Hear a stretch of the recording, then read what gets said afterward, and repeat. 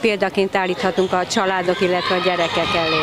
Miután most már elég régen volt, amikor nyertem, azóta felnőtt egy-két generáció.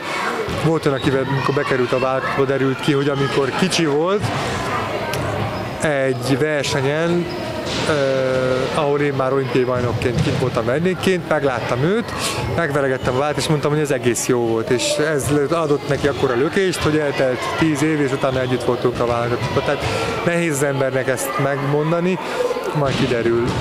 Ha csak annyit éreztek, hogy itt volt egy sportoló, aki vicces volt, meg jó fej volt, és talán a sportoló nem rossz ember, akkor ez már talán elérte azt a célt, amit ennek szántunk, hogy kicsit szeressenek mozogni, és álljanak ez az egészhez pozitívan. Kovács Antal, akit az ország csak atomantiként emleget, szoros időbeosztásban él. Ennek ellenére a nagycsaládosok sportnapjára már hónapok óta készül. Tolna megyei vagyok, úgyhogy ilyen értelemben Tolnán élem az életemet. A városban sokszor, hát ezért ez itt van tőlünk 20 kilométerrel, úgyhogy sokszor előfordultam. Kifejezetten ilyen rendezvényen a nagycsaládosokkal most vagyok először. Elég régóta készültünk már erre, csak mindig úgy volt az időpont, hogy nem tudtam eljönni. De most talán februárban megbeszéltük, már fix volt az időpont, akkor beírtam, és így végre sok év próbálkozás után idén el tudtam jönni. Próbáltam egy kicsit rávenni őket a tanulásra, bevallom, itt volt némi ellenállás, és hát kihívókat kerestem.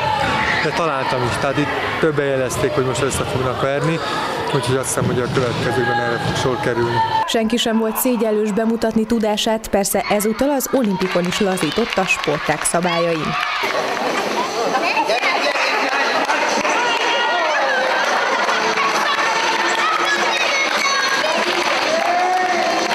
Beszélt nekünk az elején, ami előtt küzdöttünk, és ott küzdeni nagyon jó élmény volt.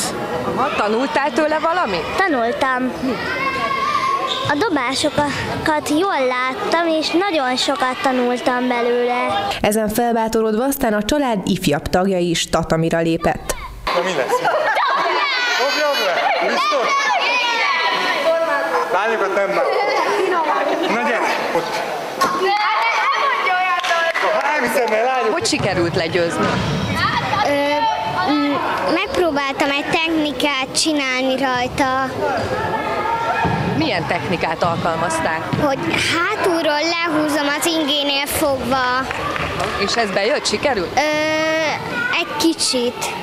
Az alkalmat, hogy egy világbajnokkal gyakorolhasson, senki sem akarta elmulasztani, így a judó köntös gyerekről gyerekre öröklődött a nap folyamán, végül közös erővel sikerült Atomantit 2 várra fektetni.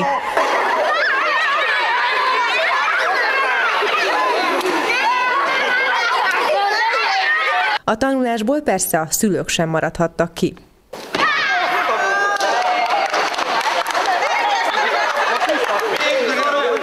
A Tolnai Nagycsaládosok Egyesülete 1997 óta működik, jelenleg 60 tagcsaláddal. A szervezet elnöke szerint nem könnyű manapság boldogulni, hiszen a negatív gazdasági folyamatok leginkább a szociálisan hátrányos helyzetűekre, így többek között a nagycsaládokra vannak hatással.